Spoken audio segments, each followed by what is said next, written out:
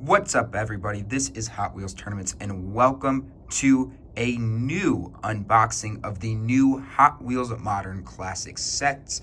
You can see 2 of the 5 cars there in front. The other 3 cars we will be taking a look at remain in back. Now, typically, I don't review Hot Wheels Premium. When it comes to the Hot Wheels Premium sets, I typically only want 1 or 2 cars. And when they're at a $7 price point, it's hard for me to justify spending $35 on a set just to review it. I am not a completionist on these premium series, so it is very rare I end up buying an entire set. But as you can see here today through this unboxing, I did buy an entire set of Modern Classics 3 from the Hot Wheels Car Culture series.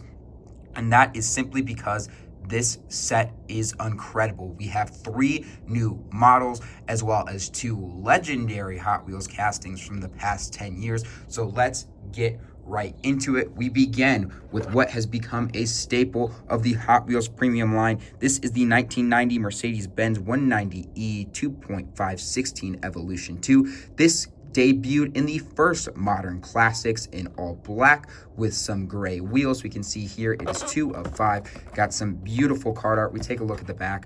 We do see what the entire set looks like, but we're not here to focus on the card art. We're here to open these up and see what they look like. This one debuting what has to be one of the most unique versions of a car culture model I have ever seen. This is silver, but it is basically completely Zamac. You can see just by how shiny it is, it's completely Zamac. So not just a great way to kick off this Modern Classic series, but getting a very unique version of a fantastic model. We can see we get some beautiful grille work here on the front with the Mercedes badging, the headlights. We come around to the side. We can see detailed door handles. We get these fantastic spokes. I believe this car, every time it's been in car culture, has used these wheels. I can't think of a time it didn't. We get some nice trim around the windows there. We go to the top, we can see there's tampos on the top as well to trim that roof. We get trim around the rear window as well, and we turn to the back and we see some beautiful taillights, and again, the Mercedes badging. And that's just, you can see top, sides, front, back. While yes, the $7 price point is tough at points, and it does prevent me from buying models unless I really like them, you often, more often than not, you get rewarded with a $7 quality of car. Fantastic casting, metal body here, Zamac look, completely tampoed, love to see that, and then a metal base as well. Metal on metal, you are certainly getting your money's worth when you buy these premiums. This is a fantastic start and a fantastic addition to the 190E legacy for Hot Wheels. All right, that's the 190E. We'll move on to the other returning casting before we get to the 3 new models, which unheard of in car culture to be getting 3 new models. Typically you get 1 or 2, you know, maybe none, but typically you get 1. 3 is crazy. So this is the Nissan Skyline GTR. This is the R33, obviously. How crazy is it that the R33 is maybe the 3rd or 4th, maybe even 5th most notable model in this set? Typically, Skylines are the talk of the town in Hot Wheels. This might be the 5th most notable model in this set. That's crazy to me. Anyways, it is number 4 of 5. There you can see the card art, nice little skitty Skyline. Looks like it's cruising on a highway, but we get Gretty deco on this one. Pretty plain. Oh, I completely butchered the opening of this package. Oops.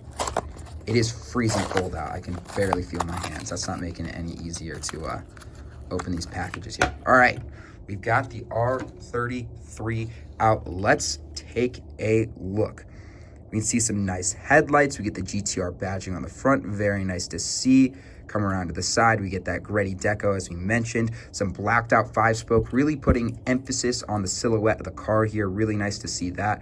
R33 casting's always been good. Really stock look here from it. We get Gretty on the license plate, some taillights. Yeah, this is a very, very solid release. Is it anything to write home about?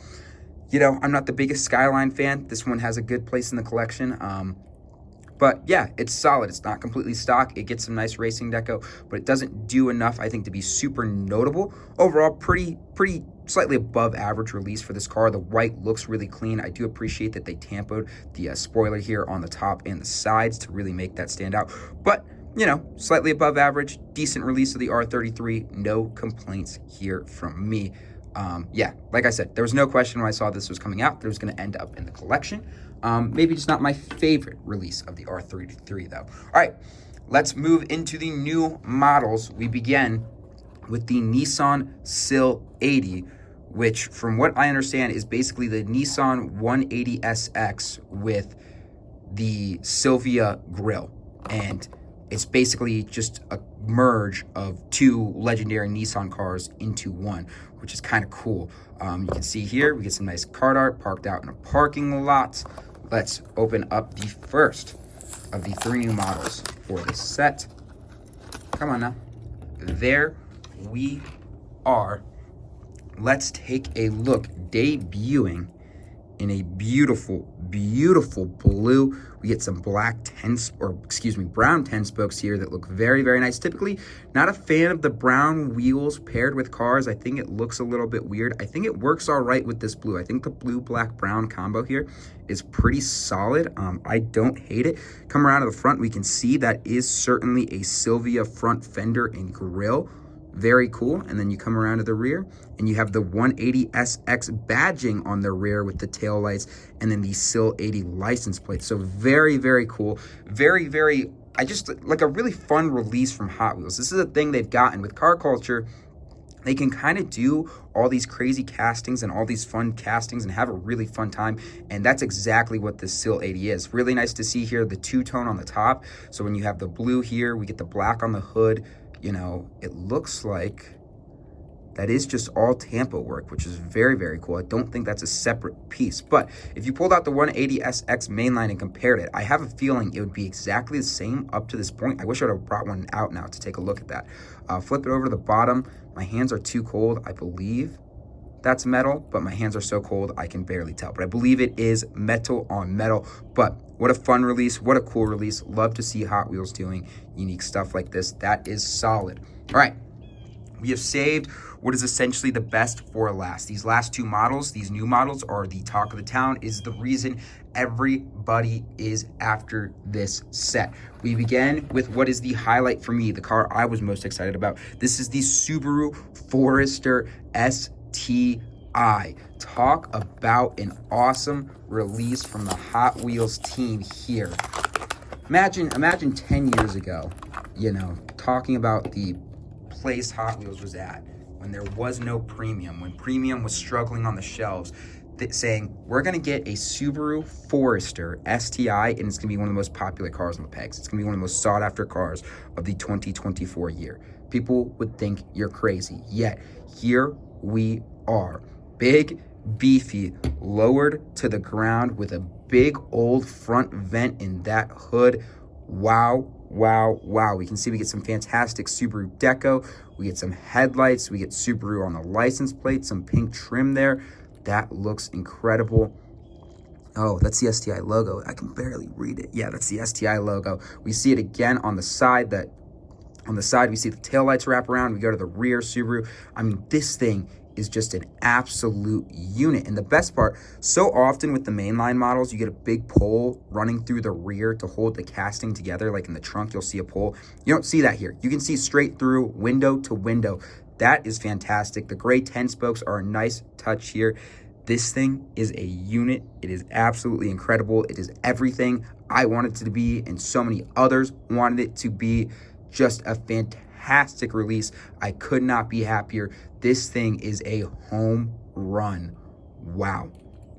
Wow, wow, wow. Get these guys lined up in the background a little neater now that we got them all going. All right, and now we bring it to the final new model and the final car we'll be taking a look at. This, of course, is the chase for the set as well. If you find it all black and it says 0 of 5, you have found the chase. This is a Nissan Skyline GTR R33 Pandem. Just when you thought they'd done every Skyline possible, they go and give us an R32 custom drift Skyline from the Pandem team with Hot Wheels deco. This is a real car in real life. You can look it up. You can find pictures of it. It is more nuts than it even looks in diecast. We can see this thing cruising on the highway in the card art. Let's take a look for ourselves.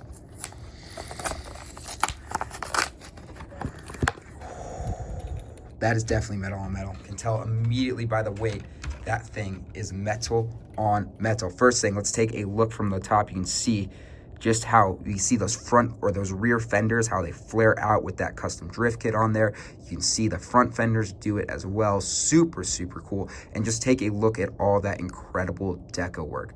Toyo Tire sponsor, the Hot Wheels sponsor, the Pandem logo, Formula Drift on the Formula Drift on the windshield here. Just incredible execution from the team. We come to the side, we can see some chrome lipped wheels with a brown 5-spoke center. Like I said, brown wheels don't typically work here. With the chaos that is the deco of this car, it looks fantastic. This thing is incredible. Oh my God.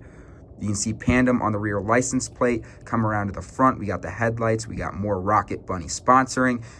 Oh man, this thing, I really like the Subaru. I think this is the highlight. The Subaru was the thing I was the most excited for, having this in hand, seeing how well executed it is, just seeing how dope it is in general. This thing is the highlight. This thing is by far the highlight of this set. And if we go ahead and take a look at the set as a whole, the Pandem, in my opinion, is 1. The Subaru Forester definitely is 2. The Merc in all chrome with that Zamac, that is such an incredible Hot Wheels release. Easily 3 in my opinion. We'll go SilEighty at 4. No, we'll go SilEighty at 5. We'll go GTR R33 at the 4 position in terms of the rankings. Now, to be fair, any one of these cars would very easily probably be the best release in any other car culture set. There are very few releases that these cars would not be ones themselves, but Hot Wheels just went nuts with modern classics this time around. They said, how much stuff can we do? How much cool stuff can we get in there? And they went for it and they crushed it. And we have an incredible incredible quintuplet, I guess, of cars here to look at. 3 new models, 5 fantastically executed models. The Subaru and the Nissan are the highlights easily, but I don't think anybody's going to be disappointed if they find any of these cars on the pegs in their local Target, Walmart, or wherever you shop. That's all for now. Please make sure to like, comment, and subscribe, and I'll see you all later. Peace.